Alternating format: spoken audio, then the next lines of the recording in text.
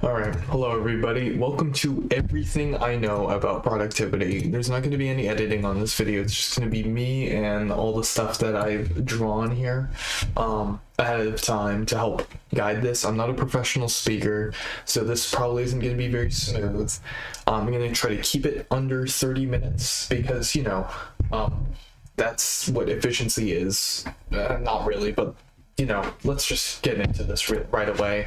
What this is right here is what you're looking at right now is a list of things that you should understand decently, though with not a lot of detail once I get through this. So we have the three main topics are goals, productivity, and efficiency. And then we have a bunch of subtopics, and I'll get into those. So first thing that's up is goals, right? So goals are the things that we start with because if you're not working towards a goal, then you don't really know where you're going. They're a bit like maps. And the first thing I want to define are the three types of goals. So I have my notes open on the side, so I'm going to be referencing that occasionally to make sure that I don't stray off track. But generally, the three types of goals are, in order of importance, input, output, and outcome. So, an input goal is the base of our pyramid, and that means it is what an input goal is the stuff you do, what you're actually physically doing, and the stuff you put into your work. For example, the amount of time you put in, the amount of effort you put in, and so on and so forth. The output is what comes out of your work. So what comes out of your work are things like portfolio pieces, completed projects, the amount of money you've made from a business, and so on and so forth. And finally, outcome is what happens as a result of your work. So basically, for example, if I started a YouTube channel and I got 1,000 subscribers, that would be an outcome. And so having a goal, an outcome goal, would mean you would have to somehow control how the universe reacts to what you do, and that really isn't possible. So in general, what I found is that there is probably one good outcome goal to have, and that is to be so good at what you do that other people can't ignore you. Other than that, it is best to focus on mainly input goals, but occasionally an output goal. Just occasionally. So the second thing is role and role. They're homonyms, so I did a bit of a cheeky thing here and combined them on this, but they're really two separate things. So first of all is your role. When you're trying to find your goal, or any of your goals, you need to understand what your role is. And generally, it is I am blank, right? So you would fill in your thing here. So for me, I would say I am an artist. And if that, some people have a little bit of a block behind that, and what it is totally okay to do is to add in training to the end of that. And so now you can have a goal no matter where you are in your journey and what stage you are in your growth. And this is really important because now you can find a community. You can find mentors, and mentors in this case being anyone who can give you feedback. The more professional they are, the better. And by professional, I just mean they make money from this. They actually have experience in it. It doesn't mean just anyone who's better than me. It actually means find somebody who makes money doing the thing that you want to do, and see if they can give you feedback. And that leads me to the third thing. You can make projects and then get feedback. This is probably the number one most important thing, because this will allow you to continue to set more goals. The other role is rolling. You want to start building momentum, basically. building momentum is really important because it makes everything easier. And if things are easier, then you can spend your energy doing harder things. So playing for the role, and playing for your role, are, how do I put this? I got misplaced my notes. Okay. There's something you need to, they're just, I'm not a public speaker. Okay. So, what I found is that this is probably the most effective way to set the scale of your goals. So oftentimes I would set goals that are too small or too big, and the way that I found is to, the way I remember how to set goals is to play for the role. Both of these, of course. And the first way to play for this kind of role is the +1 rule. It means something I am already capable of.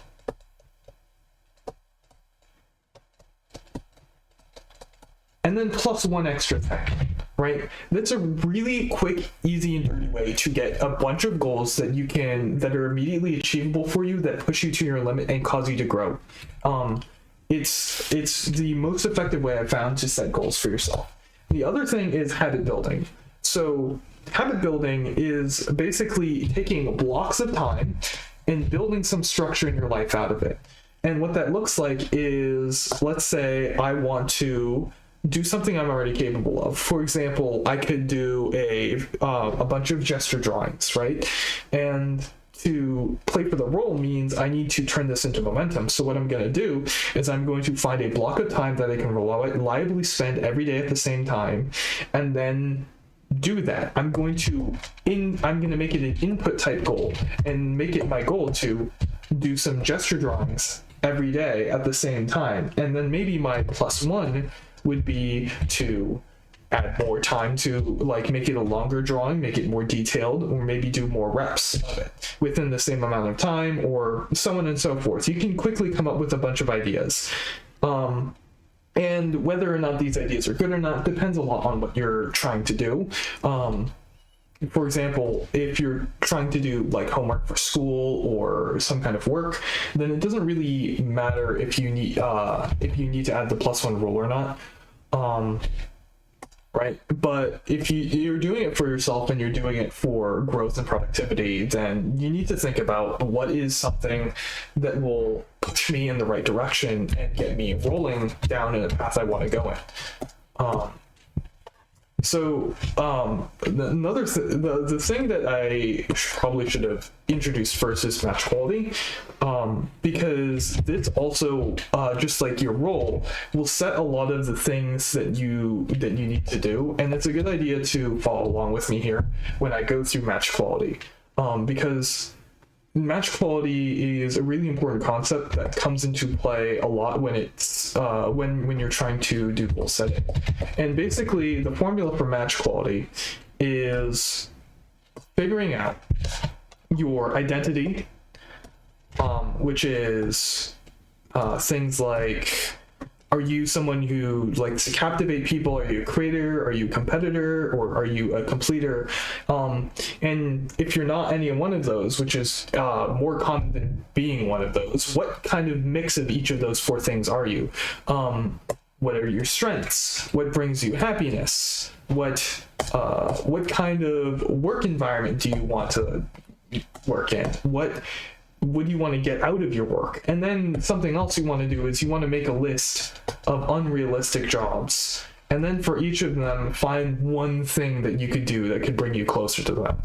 And then maybe from there, you'll be able to figure out your match quality with each of those things. You can do, what's it called? It's really hard to tell abstractly, but just thinking about these things, things to do, what's going to give you the best match quality. So it is a really good idea to do a trial run, for example, of these things using the other tips that I'll go over later, to put things into practice. So the other thing is you want to think about your uniqueness. So think about the subjects you'd like to work with, the style that you want to do it with, and the experience that you can bring to those to that kind of work.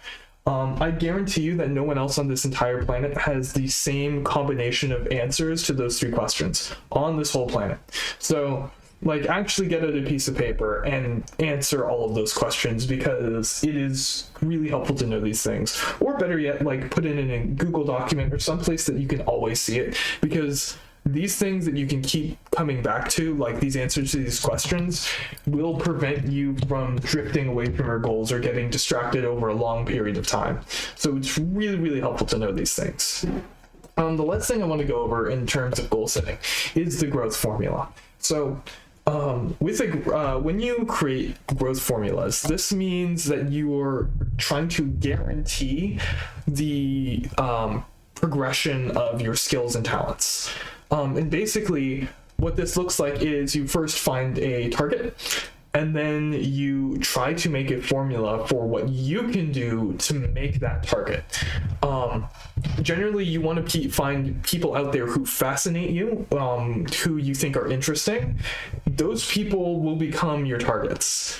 Then you want to think about what things that you can do that you can put together to make that. And oftentimes you will get a missing part of the equation where you have to solve for this. And solving for that will give you the answers to a lot of your questions, like what +1 should I use when I'm rolling my goals? What habits do I need to build? What am I missing in my match quality puzzle piece? What role should I fulfill? What kind of mentors should I seek? So all of these things in the goal section are kind of all interconnected. They don't really have a set order to them. But to find your ideal goals and your ideal direction, you need to consider all of these things basically at once, which is why it's really, really helpful to open up a Google Doc or have a notebook. I really recommend doing both for different things. And I'll go over that later. So that's goals. Next, we're going to talk about productivity. I know I wrote it down as something else here, but I've been working on this for a while now. This is something I've really wanted to make because I've been kind of stuck myself recently. And going over everything that I had really made me realize how far I've come, especially when it comes to productivity. So productivity, this is kind of my own invention, even though it's a mix of a bunch of different things, but hey, that's just how things work. But I don't think I've seen anyone who thinks of the productivity the same way that I do. So basically, I think of productivity as a resource problem. So, right? Productivity is what happens when you add a few things together and then you get productivity as a result. But actually, no, it's more like a chemical reaction that happens when you mix a few ingredients together. And in this case, what we're doing is we're adding motivation and willpower together. So motivation is the sparks off of this crude flint and steel illustration.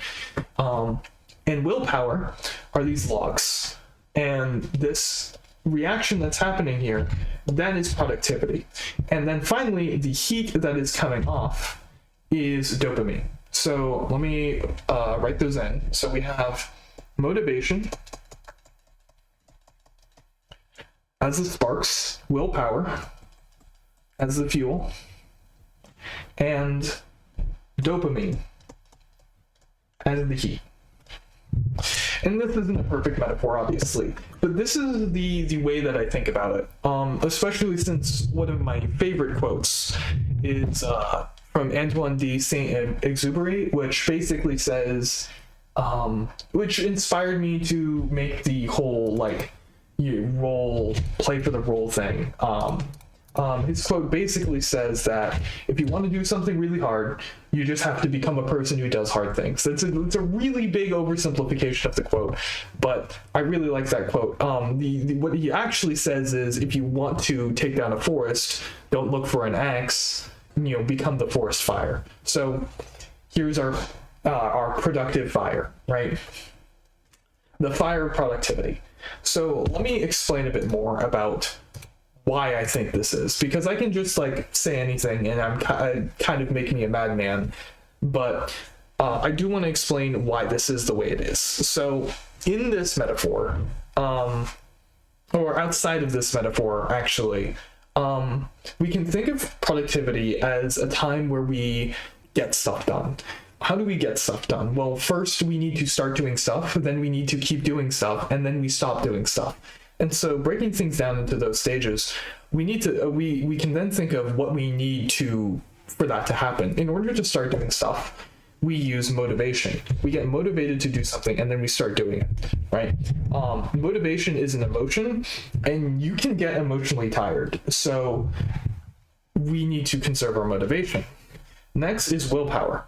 So people think of willpower as you either have it or you don't, but willpower is actually also a motivation, or is also an emotion.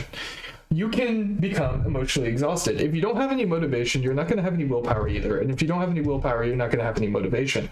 This is why people who are tired after a long days of work rarely get things done, because they're already emotionally and physically exhausted. But it's the emotional exhaustion that makes some people unable to get stuff done when they're tired, and other people able to do stuff even when they're tired.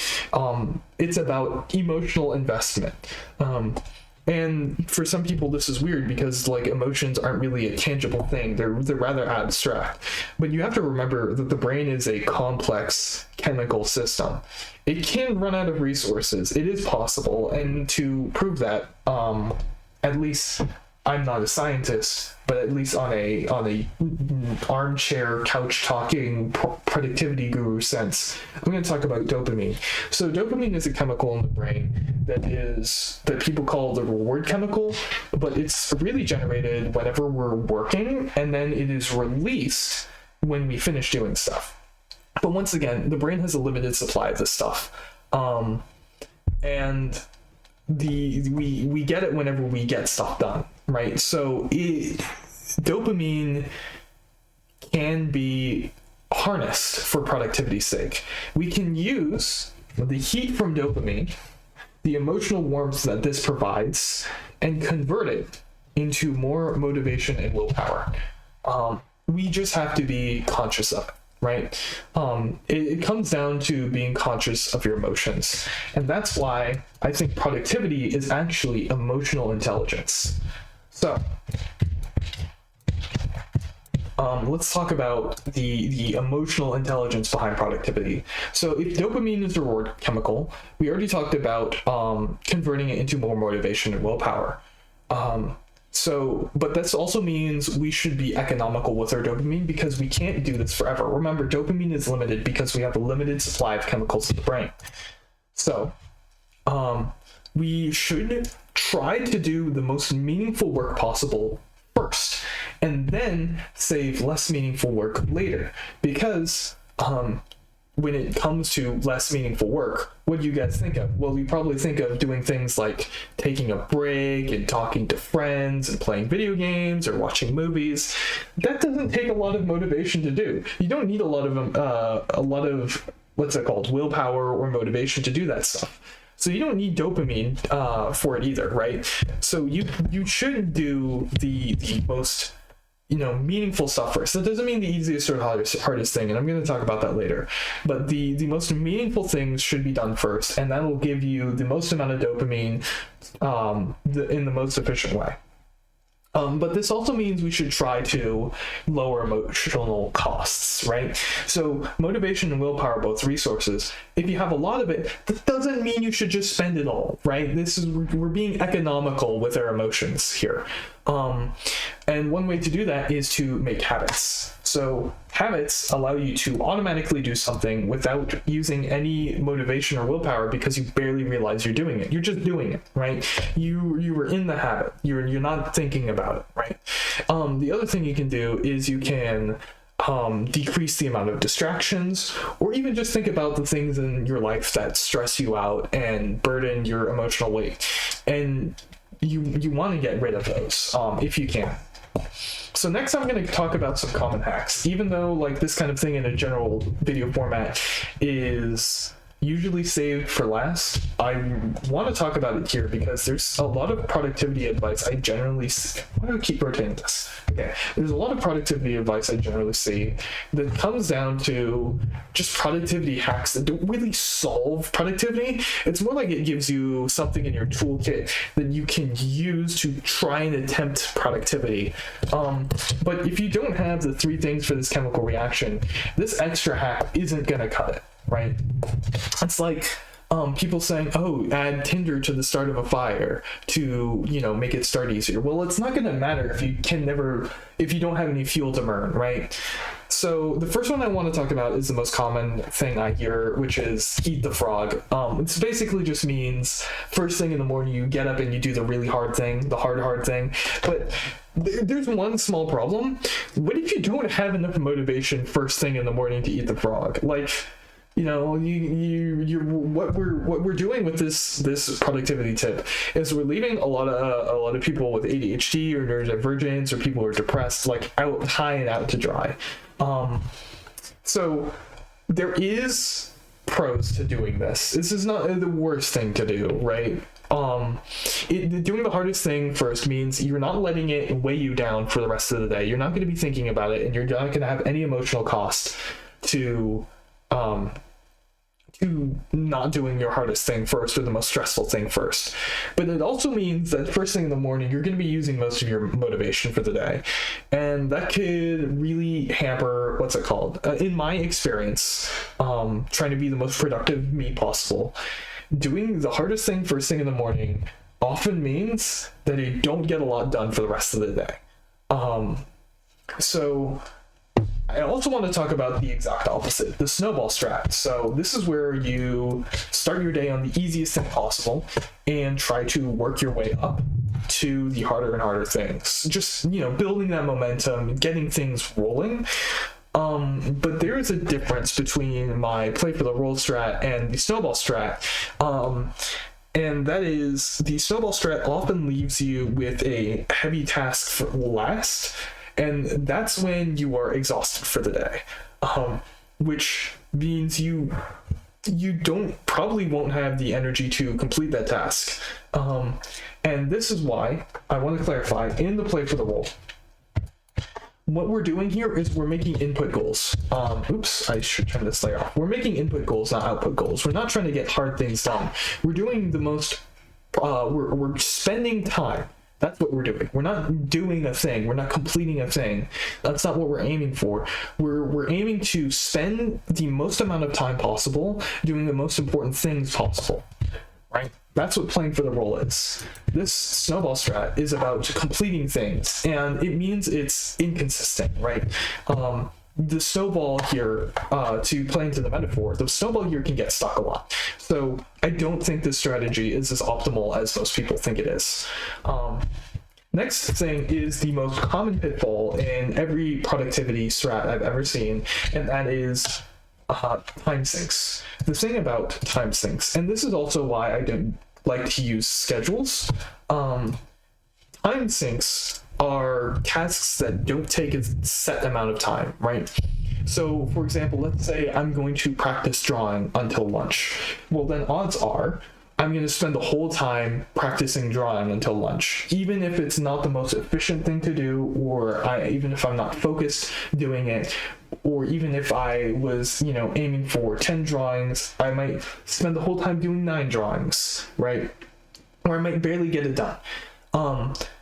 So what happens is we give an amount of time, we delegate an amount of time, and then it ends up actually taking that amount of time.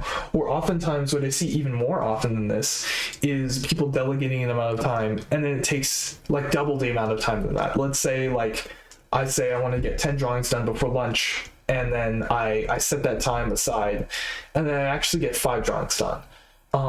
What I would rather have people do to be as productive as possible is to just set time aside and not have anything specific for it, and try to get the most quality stuff done as possible, right? It should be quality over quantity. That's where you're going to see the most growth as a person. And then you also want to really focus down on the amount of time things take so you're not inefficiently spending your time. You should always be trying to work towards a specific goal. Next thing is checklists. I love checklists. They're my favorite. So I've found that the best time to make checklists is right before bed. So when you do a checklist right before bed, you're getting all those distracting thoughts out of your mind. You're getting all the worries about tomorrow out of your mind and onto a piece of paper. And I do mean a piece of paper. Don't do this online. Make your checklists physically so that you can physically cross them out. It's so satisfying. The other thing about checklists is that don't make them in agonizing detail. Don't list out every little thing. That's just overwhelming, right? That just gives you more things to worry about when you wake up the next day and wonder, what should I do first? And then you see like 10 billion tasks listed out on a page. You don't want to do that. What you want to do is make a list of the things, make a list of priorities, and then you need a separate list. It should be a separate list of things that would be nice to have done. Like things that ideally in an ideal world I would do that, right? Make those separate lists and put it on paper because what's it called? Paper lets you see what you've done. When you delete things digitally, they don't show up anymore. I mean, you could use strike through, but like, that is a lot of work. So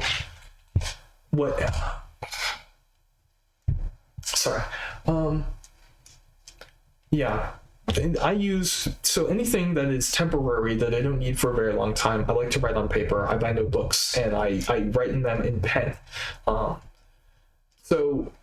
want to also talk a little bit more about the best time to do checklists. I mentioned this earlier, but doing checklists right before bed lets you go to sleep worry-free. Did want to mention real quick, there's this big misconception online that people need 8 hours of sleep. That's not true.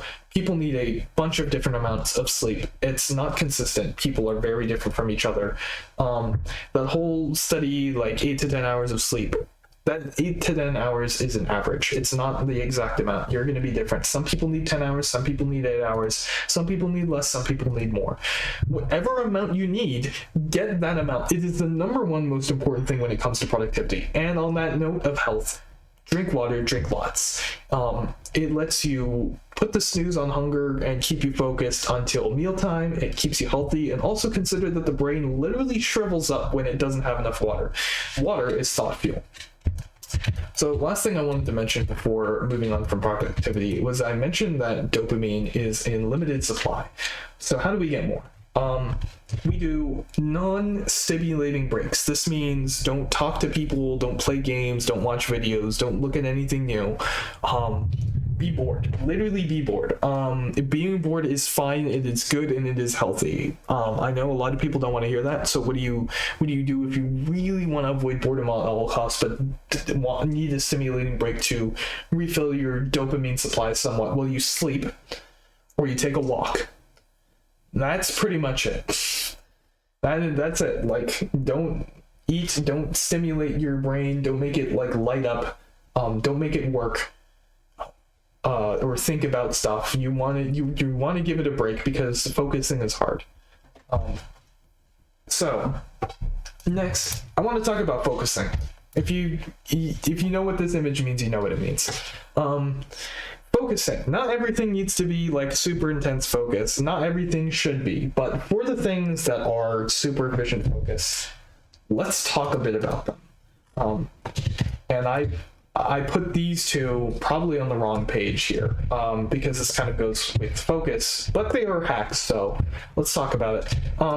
This is a hack that I kind of came up with. I haven't seen a lot of places, and that is designating work versus play times.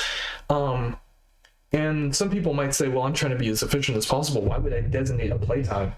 Well, you see, a lot of people have noticed probably over the years that when the due date gets really close in high school or middle school or whatever, or college or wherever you last remember going, you've probably felt this before. A due date gets really close and suddenly it becomes really urgent to finish things.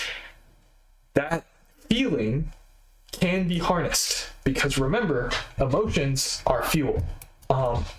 So we have a feeling that things are urgent. let's use that. Let's set a hard due date for our work. And then after that, it's playtime, right? And now what we can think about is, hey, if I don't finish this work, I'm not getting it done before playtime. If I really want this work done, I better finish it. And then during playtime, I don't have to worry about it anymore. I can actually enjoy my day.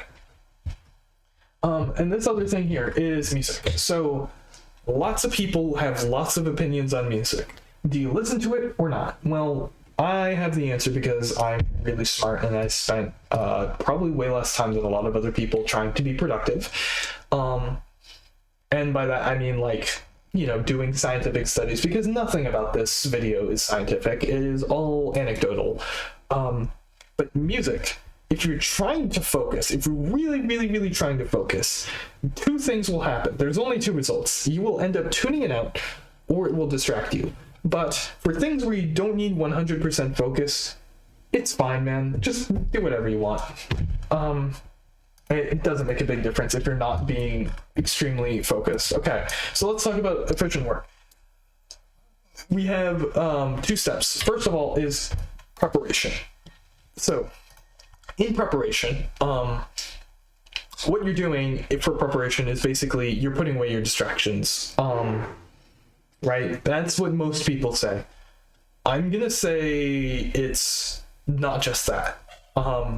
Preparation for the maximum efficiency, which I'm just gonna call flow from here on out, is doing a few things. And I'm gonna get to that in anti-procrastination, but there's generally a few things that you want to do. But I want to say that, like, the whole putting away distractions thing that everyone is hyper focused on, and that's the reason I'm talking about this on this point for so long. It's just a detail. It's kind of just like one of those productivity hacks. It's not really the main thing that you should be worried about when you're trying to focus. What you're doing when you put away distractions is you're just locking yourself away from things that you like. But if you don't replace it with anything else, you're just making the willpower cost of productivity higher. So what we're going to do is we're going to replace it with flow. And this means we need to handle anything that's going to distract you in advance. Flow is a skill, so just when you do flow, you're going to focus on how long you can flow instead of, you know, setting aside a huge and reasonable amount of time. And then, you know, just start from zero if you've never done it before. If your flow is bite-sized at first, then that's fine. Like, do 2 minutes, do 5 minutes even. I know I started at 5 minutes, and I think the most that I reached was like 4 hours. So I'm kind of getting back into it, especially with this video. But flow is really powerful. There's some absolute gurus and masters out there that can just do it all day, all week, all month, and they can get crazy amounts of things done because they're just locked in. So speaking of locked in, let's talk about flow. If you know who it is, you know who it is. So flow. When you plan to enter flow, remember that you're locked in. Just having any kind of physical or mental ritual, just even saying like, I'm about to go under. Here we go. And that's enough. Like that's enough. Just have something that lets yourself know that this is it. This is it. The other thing is you want to limit yourself between 40 minutes to an hour, or even like 25 minutes is fine, right? And this is like what people touch on with the Pomodoro hack, which I should have touched on, but I didn't. But the idea behind Pomodoro is it extends the length of your flow, right? If you're just, you know, hardballing it, absolute complete focus, no breaks, no nothing, just sitting there staring at a page till your forehead starts to bleed, you're not going to last that long. You're going to be going like 2 hours at most, maybe. Like that's my guess. From anecdotal experience, but generally for me it was between 40 minutes and an hour before I started drifting off, right? And this is where the Pomodoro timer comes in. You stop 25 to 40 minutes in, you take a 5-minute non-stimulating break, because flow is really chemically intensive on the brain, right? If you just keep going, you'll crash super hard super early, and then you won't be able to start it up again for the rest of the day. Just keep going, right? And then you might be wondering, well, if that's, you need to take a break, then how did you say that you kept flowing for 4 hours? Well, that's the thing. I took a break for 5 minutes. I got up, I walked around, and then I sat back in and immediately dropped back into flow. I just kept going, right? So that's how you do it, right? And you might not be able to flow every time. Flow is like a specific state of mind. It's extremely similar to sleep. So I know some people out there literally wake up and then flow immediately, like they have their work already open on their computer, ready to go. You don't need to be that extreme, though it definitely makes hopping into flow easier, right? The thing to keep in mind is flow is where you're fully engaged in bringing out your peak performance. So this means you want to find something that's like not too easy, not too frustrating, and you want to make sure that it has the maximum like match quality as you can find. The other thing is distraction. So a lot of people worry about getting distracted during flow and like, oh no, I've messed up my precious combo. I've dropped my combo. Don't worry about it. Just be happy that you got the amount of flow that you got off that you did, and then just try again after a break or something. Like take a non-stimulating break, replenish those brain juices, and then just go at it again. Like it's no problem, right? You want to be able to cultivate a mindset where it's like, oh man, I messed up, whatever, I'm happy with what I got, let's go again, right? You know, it's the one more mindset that this space so embodies. Let's talk about procrastination. Old me would have skipped this. Old me would have totally skipped procrastination because I used to think I didn't procrastinate. I genuinely believed that I would rather fail than do certain things, like, oh, you need to do this essay, and I'm like, well, I'd rather get an F on that essay and never turn it in and just do my test really well and then pass the class that way. But because to me, what I used to think, and what I feel like most people think, is procrastination is some sort of like, oh, I'm just going to do it later type of deal, right? And it can be that sort of thing. But I want to say that procrastination is not always the I'm going to do it later thing. It's sometimes it's the I'm not going to do it at all. I don't want to do it. But here's how I define procrastination now so that makes sense. I feel like this is a more useful, even though it's not accurate, it's probably not what the dictionary says. But here's what I think is the most useful definition of procrastination.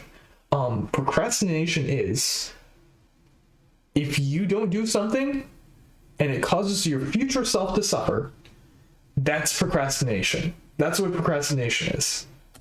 So if there's anything that you choose not to do and it causes your future self to lose out on opportunities they would have wanted, you are procrastinating. It doesn't matter whether you want to do it or you don't want to do it, or you feel like you're never going to do it, or you don't want to do it at all. I think that counts. And the reason being is that your future self is better than your best friend. They're literally you. You need to do anything you can to help them out, where you're literally, what's it called? You're sabotaging yourself if you don't do this, right? Procrastination is, a lot of people would agree that procrastination is self-sabotage, but I'm trying to expand the definition here for procrastination being like any kind of self-sabotage. And if we're going to be productive, we don't want to sabotage ourselves. We want to be as efficient as possible. So, what do? The first step is thinking about necessity. And we've kind of already done that by thinking about our future self, right? But to expand on that, it's basically just thinking, does our future self need or do they want this done? If the suffering we go through now, if there is any, it will pass, right? Because we only exist in the present, and the temporary suffering will not exist in the present as time passes on. That's just like how time works. And I know that's obvious, but I really wanted to be specific with that, because if we don't do this thing that we're procrastinating, then our future self will suffer, right? And any suffering we go through later is our responsibility as the present day human, right? This is how we avoid the issue of procrastination, where we're just not interested in whatever task we have to do. So So the second step is commit.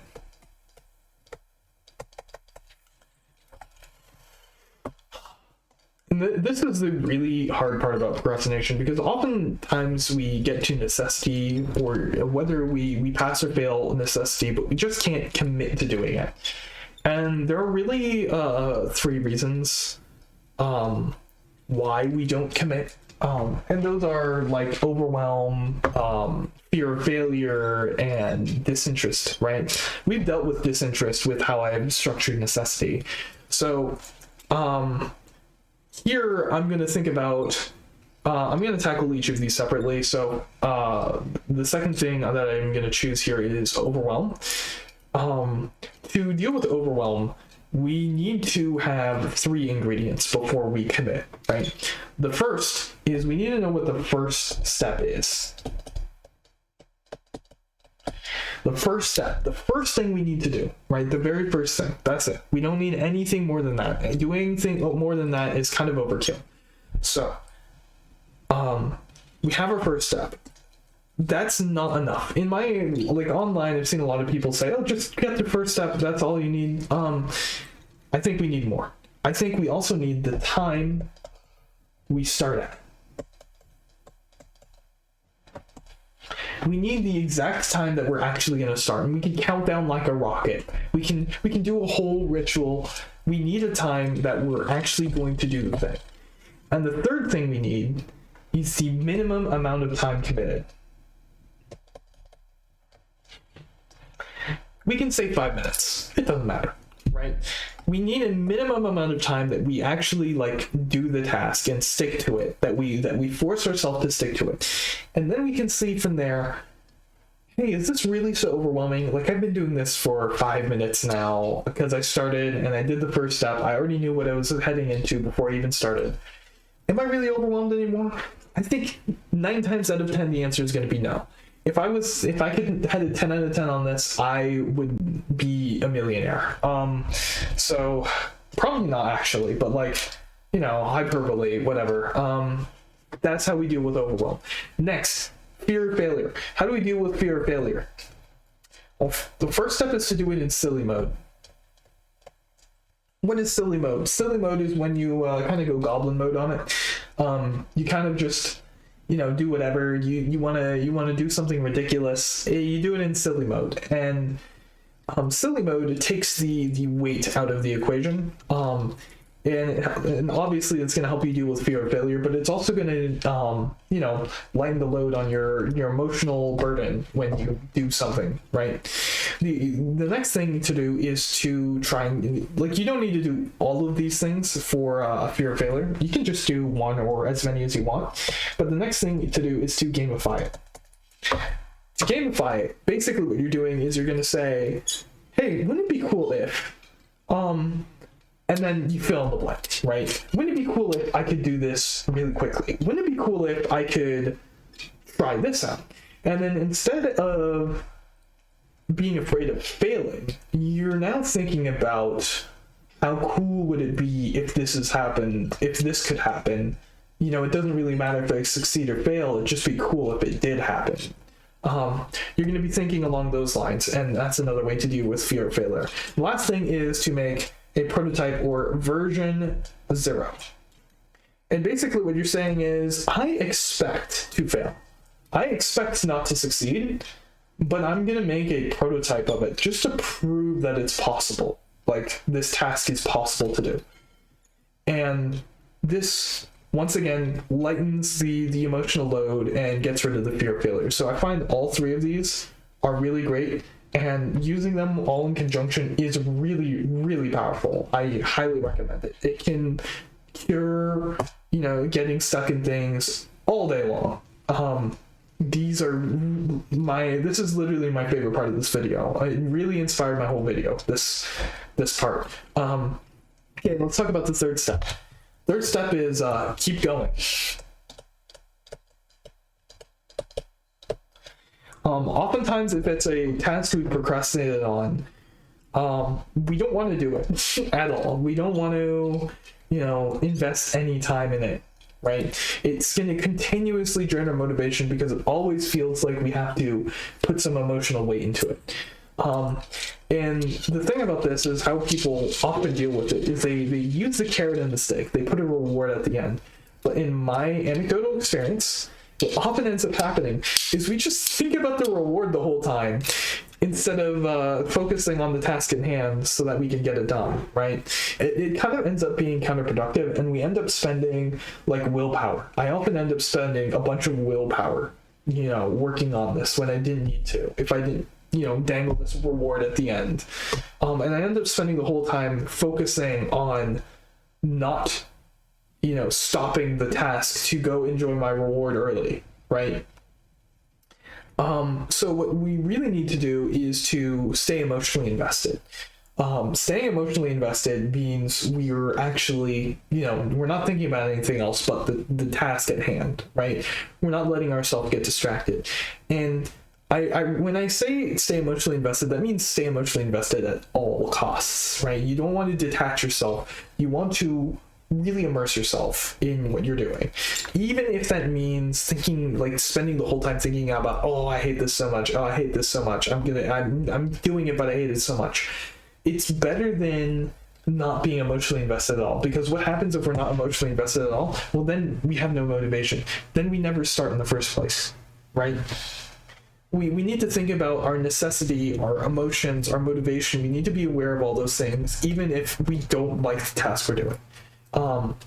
The other thing about keeping going is non-stimulating breaks are just non-negotiable for something like this, because doing something you don't like or doing something you have been procrastinating is really, really draining, right? If it's not something you need to be absolutely focused on, absolutely play music or talk to people doing it. And if you get a fun idea that you would rather work on, just get a piece of paper, write that down, then get back to what you're doing. Because, we've already established, if you've gotten this far, we've already established that it's necessary for your future self.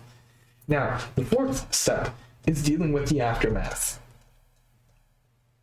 In an ideal situation, the first thing you want to do in the aftermath is to get this task out of your schedule so you never have to do it again.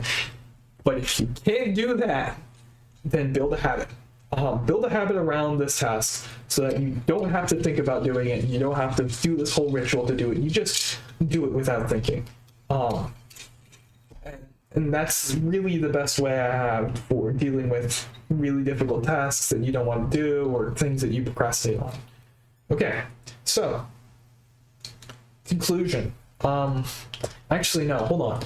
I just had a thought. I did learn something about active and passive procrastination, but it really and some people talk about that, but I really don't think that matters for this method, because at the end of the day, procrastination is missing out on opportunities for your future self or getting value for your future self that your future self really would have wanted. It doesn't matter whether you're actively doing something else that's stopping you from, doing the task, or, just letting time pass by passively. It doesn't matter. Okay. That's that. That's my foolproof procrastination busting method. Okay. We've made it to the conclusion now. We've covered pretty much all of this. So, let's talk about capstones. Capstones, I'm concluding this. I'm putting capstones in the conclusion here because I think it's kind of poetic that this video is ending with capstones, when capstones are how I start and end every day. And I think this is how everybody should start and end their day. And what are capstones? It's what I call doing, reviews at the start and end of your day. That's really the best time to do any kind of review. So for example, you get feedback from a mentor person, do your review at the start and end of the day. And even then, you also want to be asking yourself what spot in your life could use the most improvement. And because this is a day-to-day thing, you want to do this on paper. You want to write it down along with your list of priorities and your wants in your journal or whatever notebook you're using. I think capstones being the first and last thing you do every day, right before bed and first thing you do when you get up in the morning, kind of sets the mood for the rest of your day. Like it's a tone setter, and it lets your body know that, hey, this is going to be a great day. So yeah, there's that. For optimizing sleep, this probably should have been in the other section, but when you sleep, you want to be cool, dark, and quiet. Take care of your health. You don't want, if you don't take care of your body, it's not going to take care of you. That's too vague for a lot of people, but just remember that if your body breaks down, you won't be able to do anything for a while. So that's a trade-off.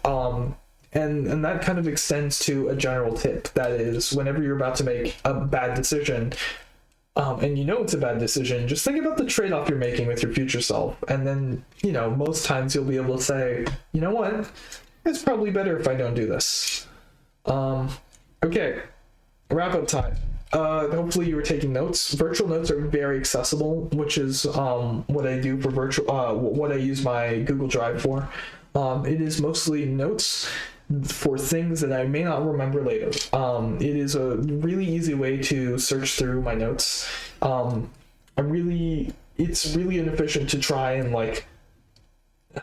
flip through my notebook to come across the different crack realizations I had at 3 in the morning, and try and decipher that when I could have just had it in Google Drive already and then had it be easily accessible and readable.